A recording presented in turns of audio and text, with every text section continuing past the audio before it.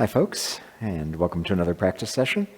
Hope you all had enjoyable and safe Thanksgivings. And here we are back at it. The day that we first premiere this, December 1st, will be Patan's birthday.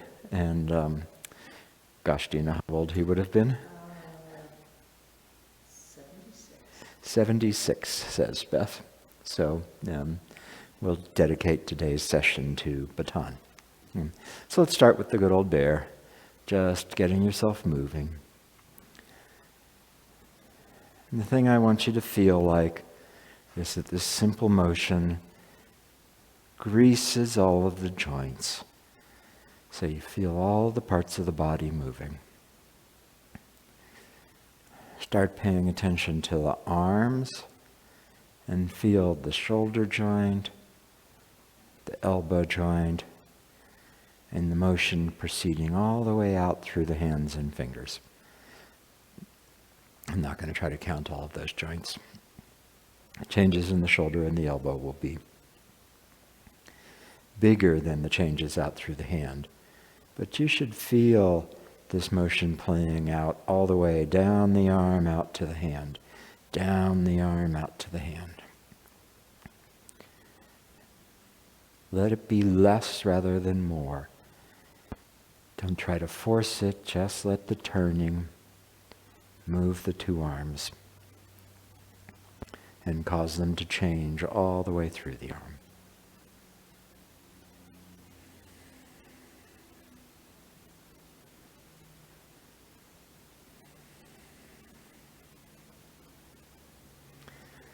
And then pay attention through the legs.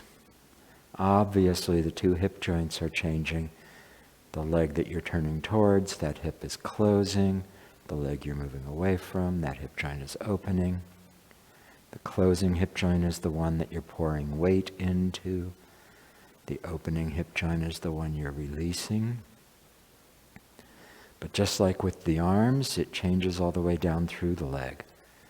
So notice how the hip joints are changing. Notice how the knees are changing. The emptying leg's knee moves forward, and then the other knee moves forward.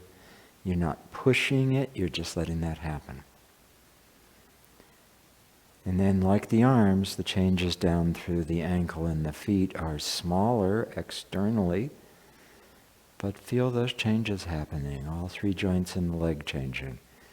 Hips, knee, and ankle, all the way down into the foot.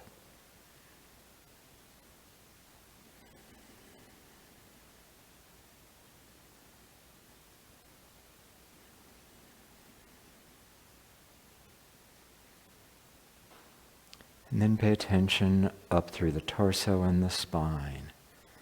So obviously there's lots and lots of joints in the torso and the spine, between each of the vertebra and where the ribs attach to the vertebra and where they attach to the sternum. For our purposes, we usually think of three joints in the spine. So there's at the base of the spine, the tailbone, Ming Men, base of the spine area. There's the point between the shoulder blades, the jiaji, the spinal clip, that little point right in between the two shoulder blades. And there's the jade pillow where the spine enters the skull. So feel the torso doesn't twist at all, right? So you don't have the same kind of change that you have in the arms and the legs. But feel how this motion actually moves through the spine too. Base of spine participating in the turning. Feeling what's happening in between the two shoulder blades. And feeling what's happening in the jade pillow where the spine enters the skull.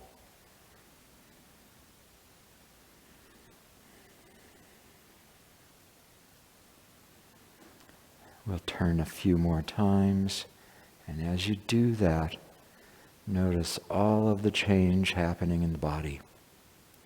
The arms are changing.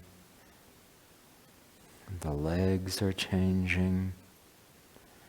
The motion goes through the 3 joints in the spine.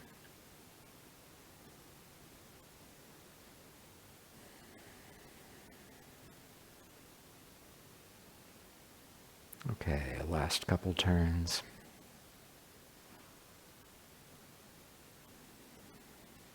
And take a break. So what did I do on my Thanksgiving vacation? Besides making some great food and enjoying being outside. When I was working on my Tai Chi, the thing that was really catching my attention is this free moving. And I think this has to do with the concept that Maggie has talked about as authentic movement. I think of it as the whole body participating in all of the motions. In the classics, I think this is often referred to as Qingling, light and free moving. The 2 terms Qing and Ling have specific meanings. We've been told that Qing, which specifically means light, not heavy, unweighted, easy, refers to the body, and Ling, which means full of spirited energy, free-moving, agile, refers to your awareness. Together, the 2 of them are often translated as something like light and free-moving, or light and agile. And there's some lines in the classic. So the very first line of the Tai Chi Chuan classic is that in every motion, the entire body should be Qingling, and most importantly, strung together. So in everything you're doing, the whole body should be light and free-moving. There's another line later on in the classics that says something to the effect of, so light and free-moving, so Qingling, that even a fly cannot alight without setting you in motion, and even a feather is felt for its weight. So, we talk about this all the time. We talk about the opposing pairs of muscles on the either side of a joint. And most of us have a base level of tension that's more than is what is needed in order to achieve the shape that you want, right? And you can do this. You just hold your hand out and tighten isometric contraction. The body didn't move at all, and then release everything so that both the 2 pairs of opposing muscles across the joint are at their bare minimum amount of tension needing to maintain this shape. Of course, if they went to 0, your arm would just fall. So there has to be a little bit, but most of us use more. And the thing about using the very little bit is that now when that fly alights, my body is balanced, so it's as if my arms weighed very little. Just a tiny amount. The weight of a feather is enough to be felt and to set it in motion. And so I think this is part of the meaning of relax, and it's the meaning of Qingling. And when that happens, whatever you're doing, the whole body will participate in the motion. So now there's things we can do that keep that from happening. One of the things we can do is hold, right? So if you rigidly attach an arm to the body and move it, then this joint here is not changing. This is not Qingling. I'm holding it. Because if it were truly light and free moving, as I turned, you would feel the motion, the changes in that arm happening. So holding is one of the things that's not this, and that's to use more tension than is needed. And the other thing that has struck me over the last week about this is when you just move arbitrarily. If I'm doing cloud hands and I just move my hands, if I'm going into single whip and I just move my hand. A lot of times I'll do that to try to simplify things. I'll hold the rest of the body because I'm worried about being able to achieve the move, and I'll just move the one part that I think of as being the part that's involved. And so again, that is not light and free moving. That is not the whole body participating in the shape. That is not authentic movement. And we want to be light and free moving. We want everything that we do to be played out through the whole body. We want our movements to be authentic and the result of changes that we're making in the center in Dantian. So I want to do a first third, and I want you to just pay attention in this first third. Pay attention to places you might hold, which can be as simple as right here at the beginning. You're about to take a step, so you hold on to your arms and step, and nothing changed. So even when you make that little step, there should be a change that's going out through the arms. Now, the danger is that having just said that, you will do the opposite thing and you'll make it happen. You'll step and do something with your arms. That's the error of making it happen rather than having it play out through the body. So you can either hold or you can make it happen. So let's go through the first third. We won't go quickly, but we're not going to go at an agonizing pace. And I want you to just pay attention while we're doing this to any places you might hold, any places that don't participate in the motion, any places where you force the motion. This class will put in memory of Baton. If we were going to really do this for him, we'd do an agonizingly slow first third, but we're not going to. We're just going to let it go at a pace that lets you observe.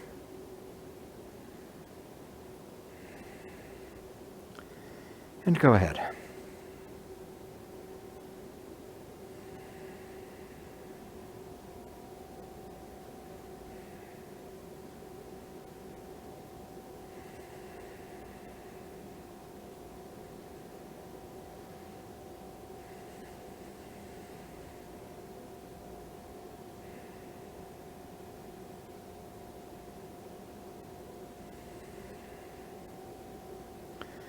Every part of the body participates in the motions.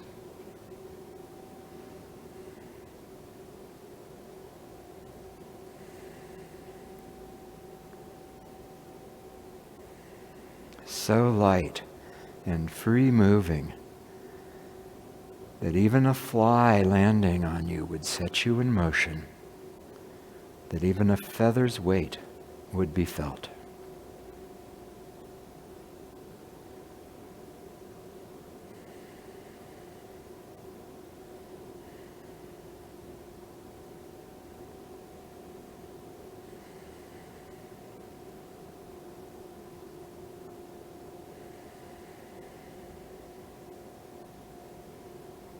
Not holding, not forcing.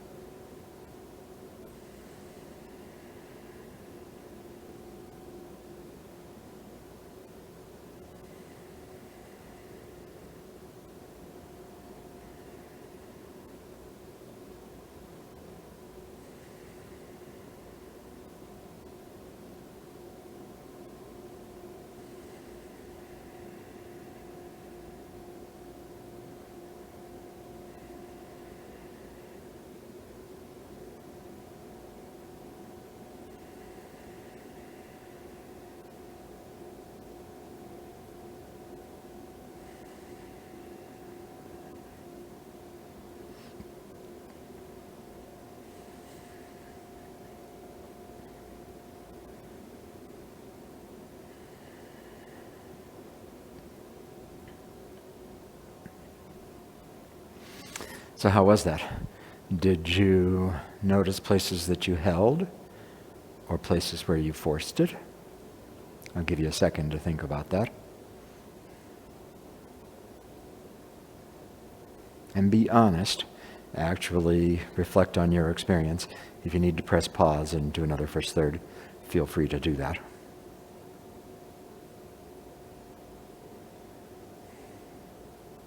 So I want to look at a couple places. and then we'll do this some more, and then I'll turn it over to Beth. A lot of times we only pay attention to one hand and not the other. And so it's really easy to hold one side while we move the other side. So for example, in rollback, when you're from this point going into press, it's easy to put all of your attention on the left arm that's swinging and forget about the right arm entirely. So do rollback with me. So start from ward off right, and turn, and sit back, and turn, swing the arm, bring the two hands back together. Reset to ward off right, and do it again. Through rollback, swing, come back towards the front, and press. Once more. Turn, coming into press,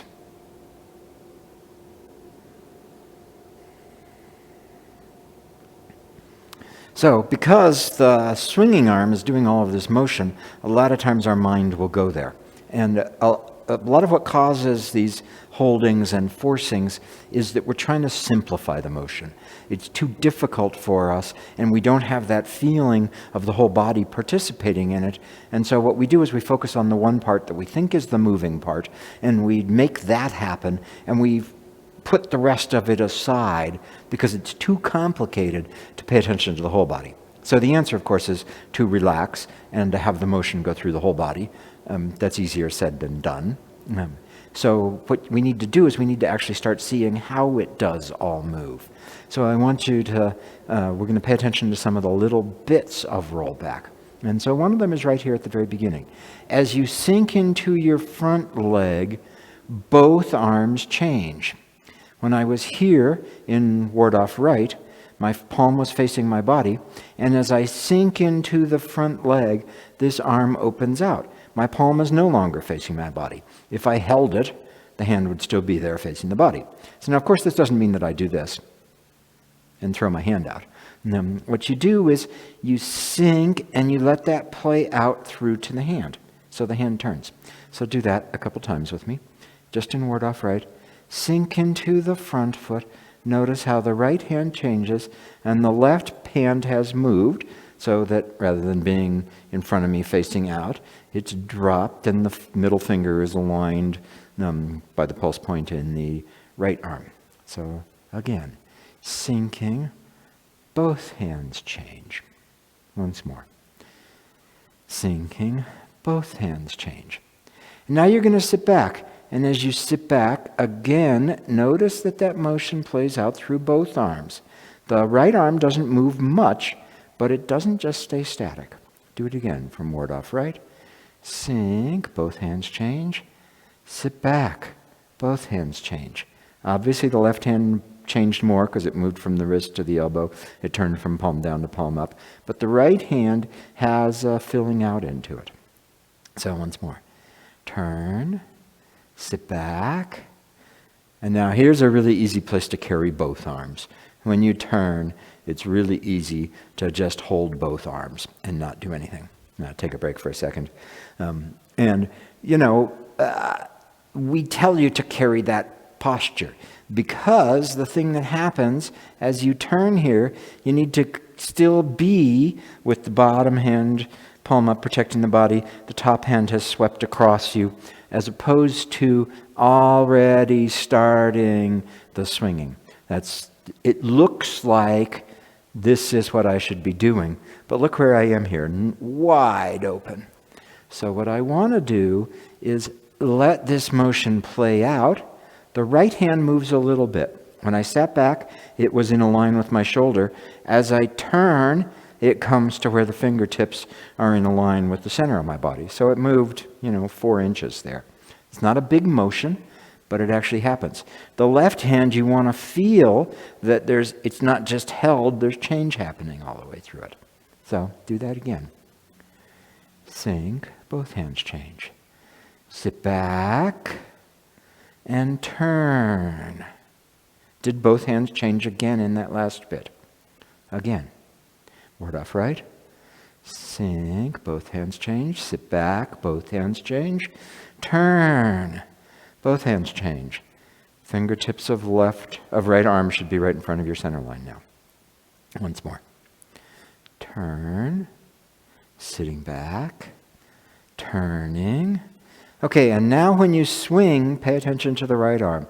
As you swing, notice that the right arm is changing. As you come back towards press, notice that both arms are changing. Press. And take a break. So, when I do this, I sit back and turn. As I swing, there's a fullness that comes through the right arm. This has got a ward-off energy in it. So it doesn't just sit there static while I swing the other arm. It actually participates in it. And you want to feel a fullness happen in the front arm. Then as I turn back towards the front, both arms rotate. My right arm goes from palm vertical to the elbow is drawn into my hip, and the palm starts to turn up. And notice how the elbow moves. The elbow is drawn into the hip, so the hand is turning. The left hand is going from, again, palm up towards palm facing down towards the bottom corner. So right before the two hands join, they're each facing into opposite corners.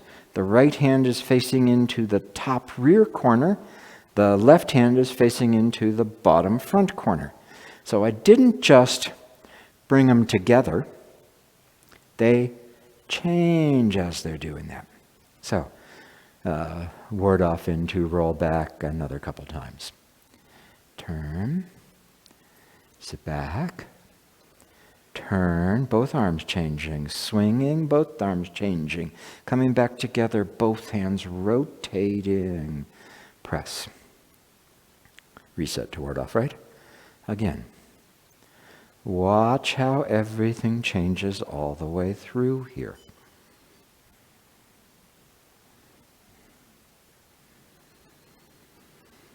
And one more time.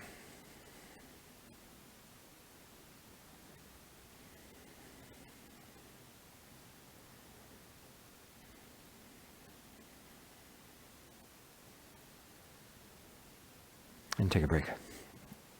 So I'm not doing this to give you a bunch of additional details that you have to memorize and force to happen. What I'm doing is describing the changes that will go on in the body as the whole body participates in these motions, as you actually go through the moves authentically. So notice these little things, look at them, look at how the hands change, and try to have that be a result of relaxing and being so light and free moving that even a fly alighting sets you in motion, that even a feather is felt for its weight, rather than yet another pile of details that you are making you have to have happen, that you have to force to happen. So be gentle and stay light and free moving. Now, one of the problems for us is that we're not strong enough and our balance isn't good enough. And so, like I said, we try to simplify things. So especially in the big steps, as I'm doing this, and I come through into a single whip. At this point, it's really easy to rigidify the body so that you can try to step.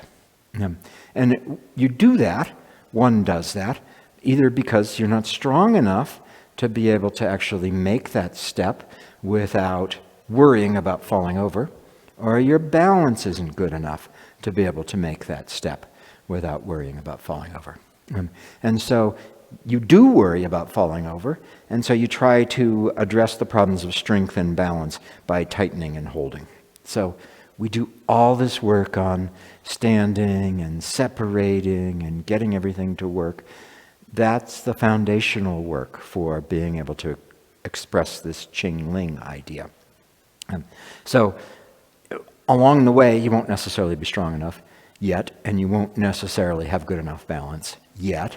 And so go ahead and make adjustments when we're doing this kind of work so that you really can experience the Qingling. And if that means that when you come through here to single whip, If at this point you need to change your footing so that the step is easier, or if at that point you need to take first a smaller step, take a step part way, take a step the rest of the way, go ahead and give yourself the permission to do that. Yeah. Because I want you to get this feeling of light and free moving, agile, as if you were in outer space and all of your limbs weighed nothing. So let's do push into single whip. I'm going to face so you can see me. Beth will face the same way as you. And go ahead, sit back and turn and shift and turn. Extend the hook. And now watch what happens to your arms as you step. What happens to the arms as you step? And then go ahead and complete the move. Again, push, sit back and turn, shift and turn, extending the hook. Watch what happens to the arms as you step. Complete. Okay, so there's a lot of opportunities going from push to single whip to hold. One of them is right here. I sit back and now I lock my shoulders and I just turn this whole thing as a unit. Now, we tell you, make sure to keep the nose over the belly button, make sure to keep the shoulders over the hips, make sure to keep the hands in front of the shoulders, because otherwise people end up doing this kind of a thing where they're just moving the arms. But as I do that, the motion should play out into the arms. So what you'll feel is the torso turns first and you'll feel a little change in the shoulder. And then as you're going, you'll feel it make its way out to the hands. So that's not the same thing as holding. No. Then there's this bottom hand when you extend the hook. And again, this is a really easy one to hold and not have anything change there. So as you extend the hook, it needs to go in the bottom hand. And then, if you're really light and free moving, when you step, you'll feel that motion that results in the foot stepping also playing out through the arms, not held as you go through there. So let's do push into single whip another couple times, and then I'll turn it over to Beth. So sit back, turn, feel that turn play out through the hands to the fingertips. And now shift and turn. Pay special attention to the bottom hand. Extending the hook. And now both hands change as you step. Complete.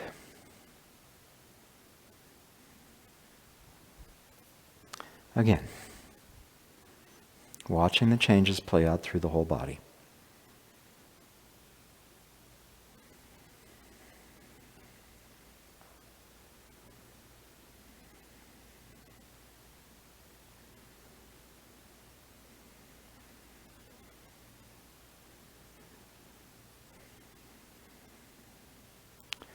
And once more, so light and free moving that even a fly alighting sets you into motion, that even a feather's weight is felt.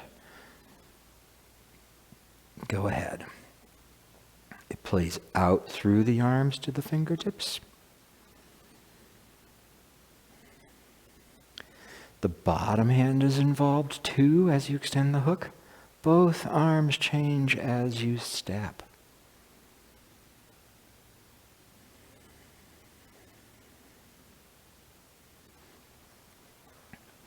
Okay, so I'm just diving into these particular places because these are easy places to hold. And so this is going to be true every place in your form. You need to look at, am I holding, am I forcing, and what do I have to let go of so that I truly become light and free moving. And now Beth will explore this some more. So now that you've been working on this for a little while, let's do another first third, and I want you to just become aware of how you can keep things authentically alive in your motions. I'll try to go at a reasonable clip so that you don't find yourself holding, just to stay with us.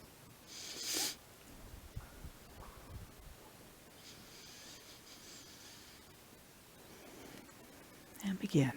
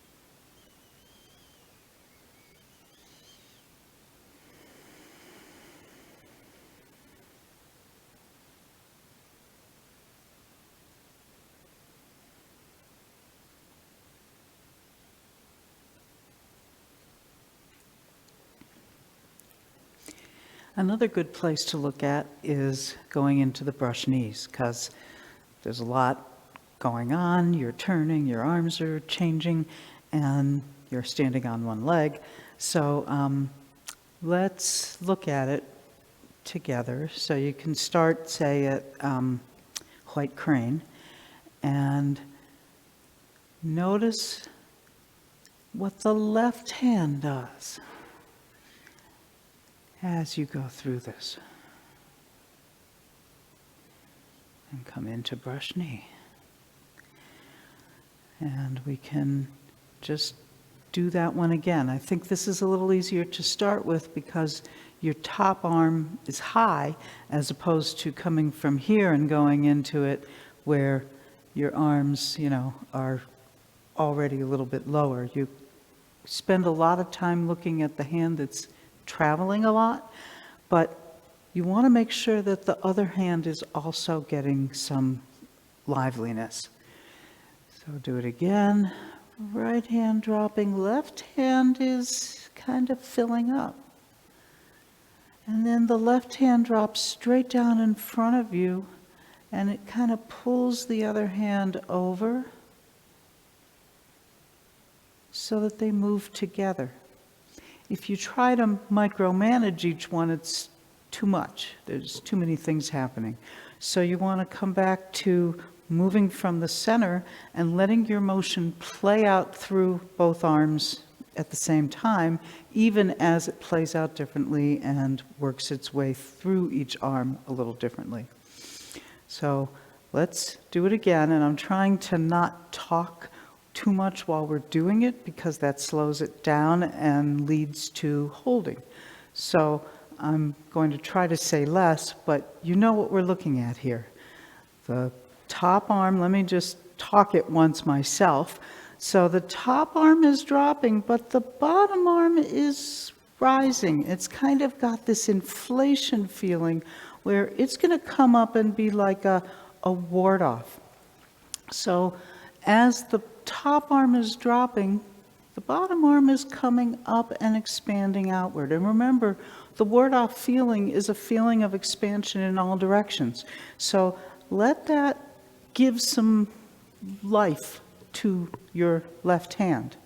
And then the other place that it's easy to stop for me to talk about is what happens at this place. So we get all spread out to here, and then the front hand is going to drop palm down, and it's almost like there's a string attached to the two hands. And as the front hand is dropping, the rear hand is folding over, and the two of them come into place as you step. So that's a lot of things happening at once.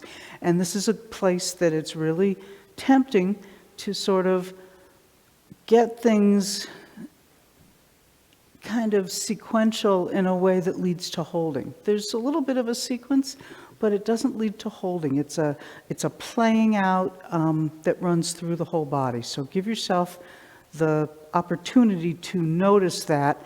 And like Lee said, if you don't have the strength or balance to pull it all off, go ahead and, put your foot back down as you're getting yourself into that place so that you can still feel that when you move, everything expands and contracts with your motions. So let's do it a few more times. So coming up into white crane, stand here a moment, and if you wiggle from the center, everything should be put into motion. This is your light and free moving feeling. And then notice if you hold on to it and you put yourself in motion, it doesn't really make its way out to the arms. So you need to find a way. Once you get here, really relax, let go. Feel as if you're hanging from above, and so everything else is free to release a little bit and not be held up, but kind of floating on the vastness of your chi. So, begin letting everything play out, letting both arms move, filling and dropping. Everything is happening in an authentic and movable way, not held and static. It's like you're a mobile, and soon as something goes into motion, all the parts, there's a gentle breeze. That gentle breeze is coming from turning your waist and letting it play out. So let's do it again. And you might notice I'm starting with my foot at an angle. When we're not doing it in the form and we're just picking it out of somewhere, go ahead and make it a little easier on yourself rather than having to be at 90 degrees. So standing here, feeling light and free moving. You're rooted to the ground, you're suspended from above, your shoulders relax, your belly relaxes, and go. Everything's playing out. Both arms move because the center moves. Try it again.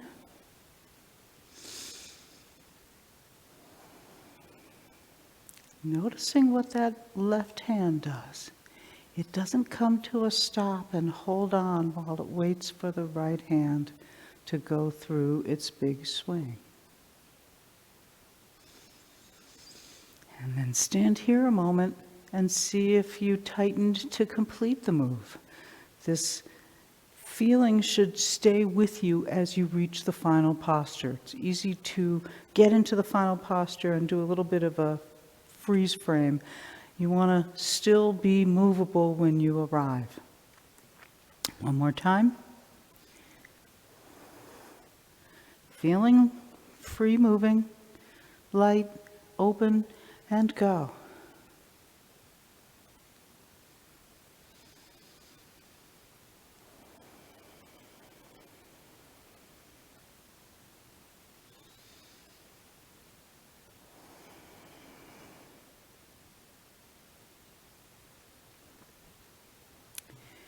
So this is kind of difficult to talk about, it's difficult to work on, but it will feel easier.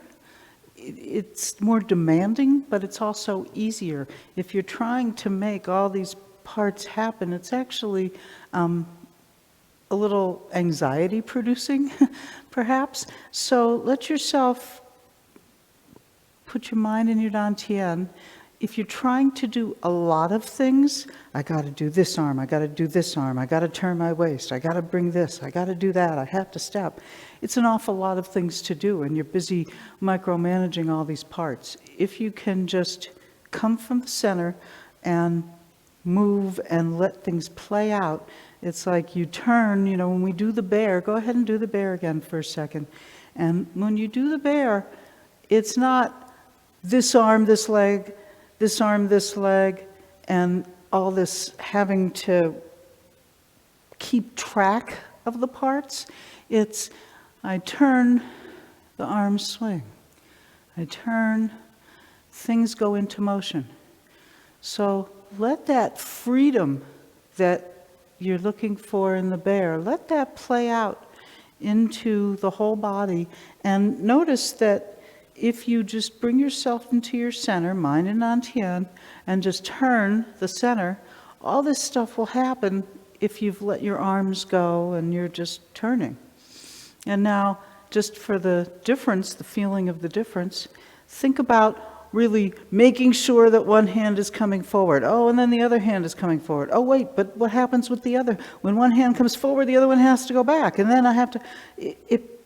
It's not relaxing anymore, and you're certainly not in your dantian, and you've got a bunch of parts that you're trying to put into the right place.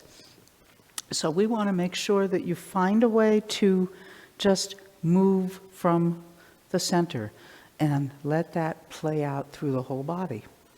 So one of the places I think is both challenging and kind of fun to look at this is in going from single whip in the corner to fist under elbow.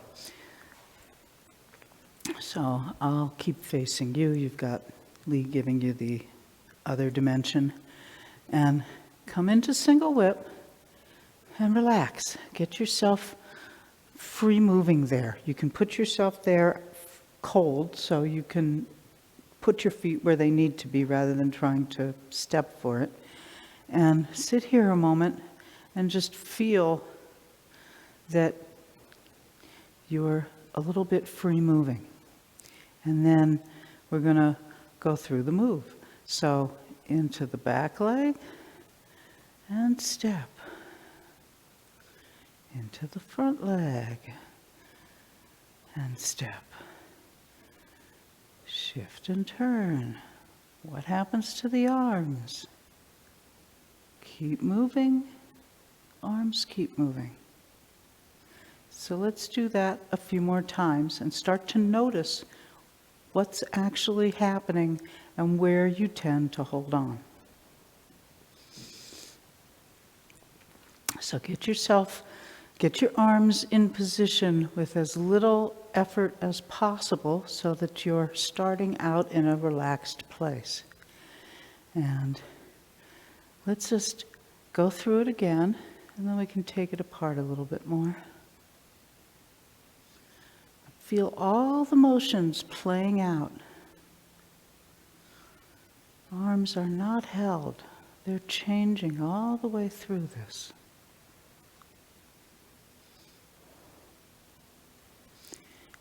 And again.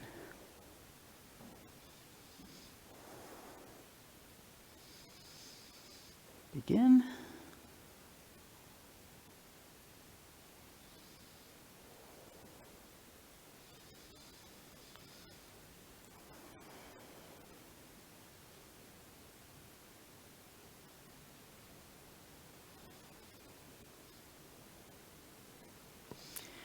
Great, so taking it in parts.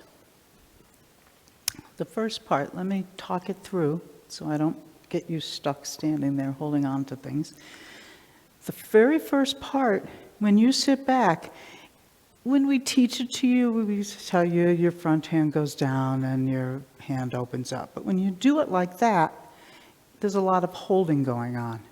So I want you to see what you can do, that when you sit into your back leg, everything changes just a little bit. I don't want to tell you how it changes, because then you'll do it, but see what's authentic. So let's just do that much a few times. Yeah, and you could certainly put your other hand here and see that there's change, because just doing this doesn't really change here. You can go ahead and feel that in yourself. And instead, when you sit into the back leg, you should feel it change all the way through. So you can use your other hand or not, as you choose, but feel that everything has life in it. When you sit into your back leg, you're not simply shifting the weight. Everything changes, everything's movable. So get back to being movable and watch what happens as you shift.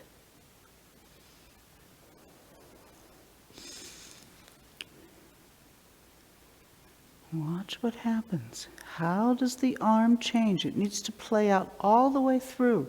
It takes a little time. I'm not, the minute I sit back, putting my hand down, let it play out the way that's authentic. You sit into your back leg, things change. One more time. And when you get back here, if you wiggle, everything should still be free moving.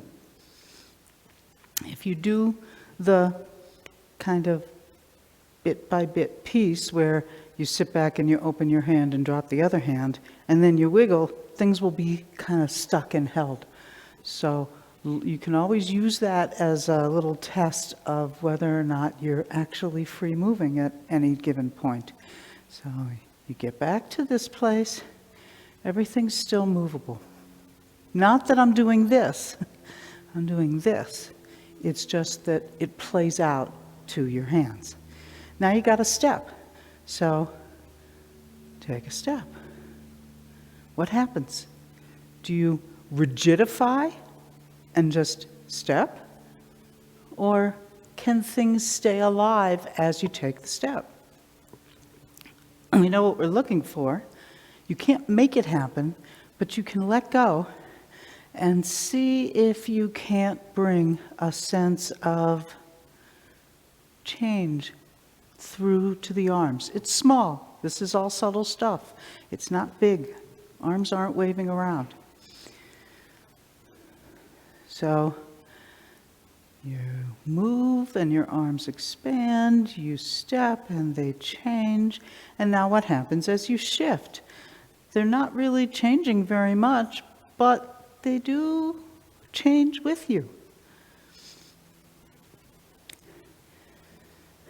If your arms are getting tired doing all this, there's probably a clue that you're holding on. So remember, hold your arms from back here so that the back is holding them up, not up here.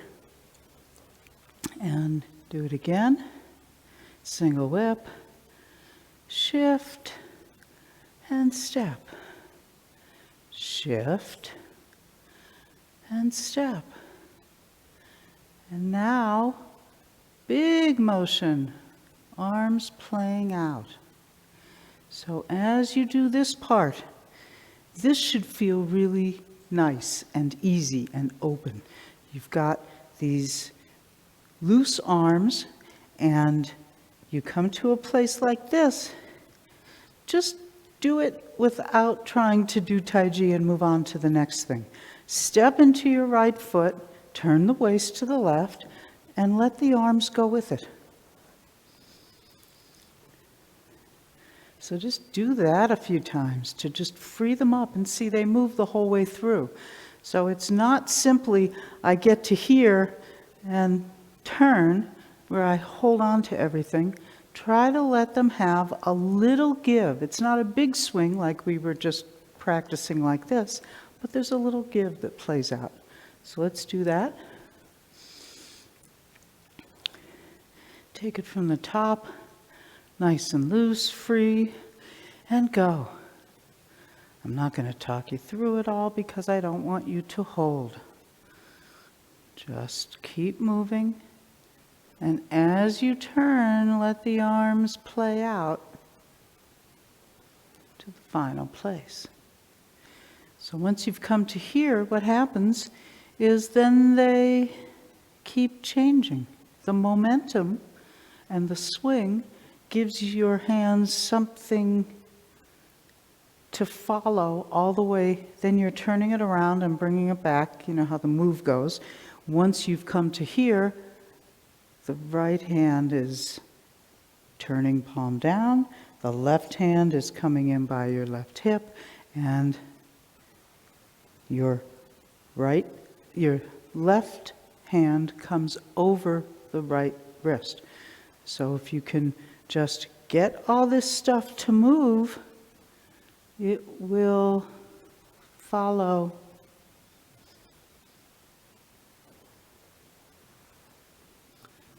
and land in the right place, and then you turn your waist back just a little bit, and it sends everything together. So let's do that whole piece again. And go. Take your time, but don't hold.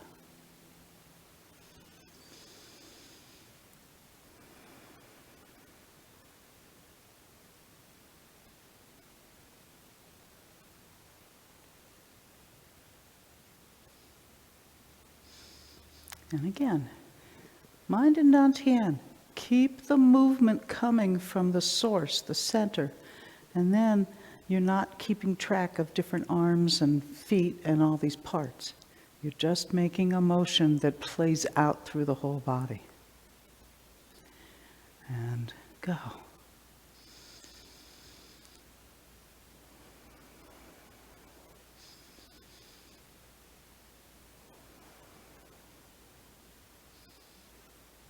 Arms keep changing.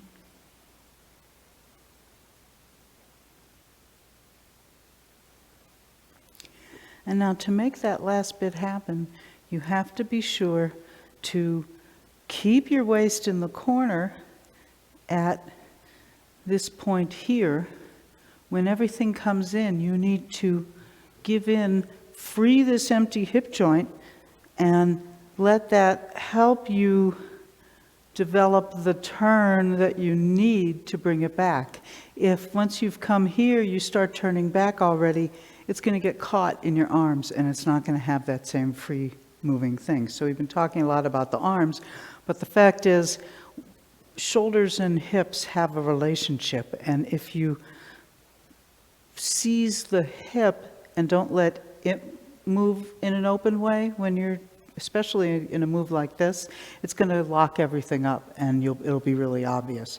So if you're having trouble at that moment, remember, you're going to the corner, you're staying in the corner, maybe even going a little further toward the corner, just a tiny bit, and then using that to turn you back to the front. So let's do this another time. Free moving. Get your arms in place with as little effort as possible. all squared up to the corner, and go. Everything is free. Every motion you make plays out through the whole body, maybe just a little bit. Now stay with the corner until you come back to the front. And rest your legs. If you're getting stuck, the other little thing is where this foot goes.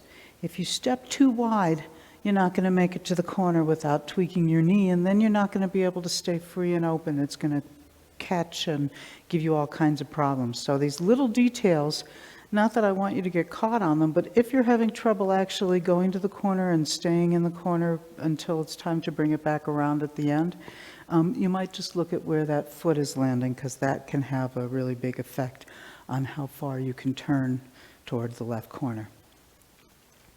So let's do it one more time.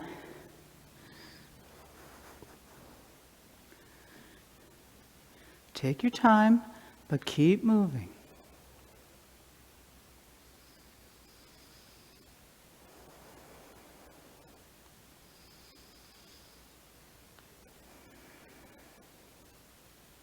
Arms not held, following your movement. Back out. Great. And when you get here, you still got a little bit of play. Make sure that things don't clench at the end to make the final posture be right. Well, we probably, do one last first third and call it a day. So keep all this in mind. Everything that we've been doing, we'll do another spirited first third and just try and stay loose and just keep moving.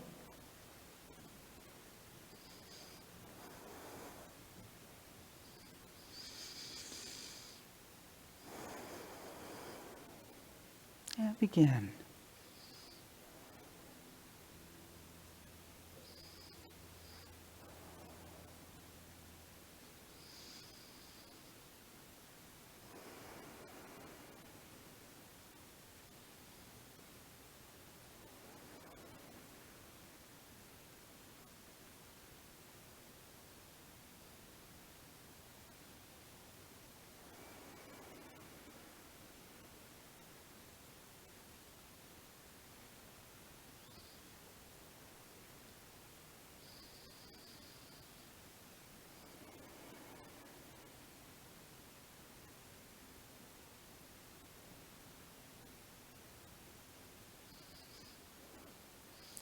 Little changes happen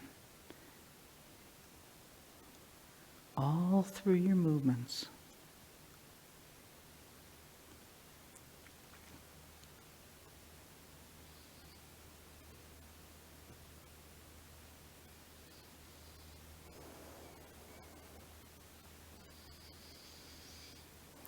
Turning the center, and everything moves in response to that.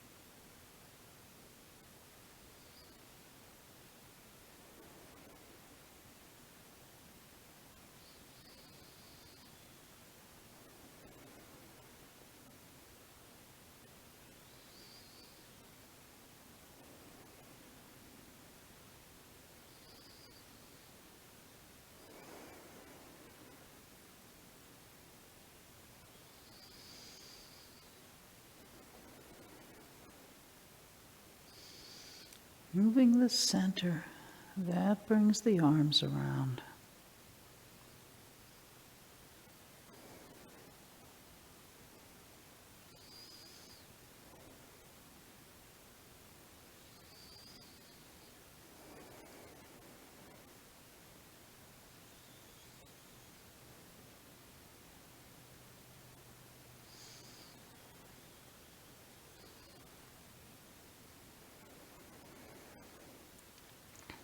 And even right here at the very end. Let the arms change with the changes of stepping and weight.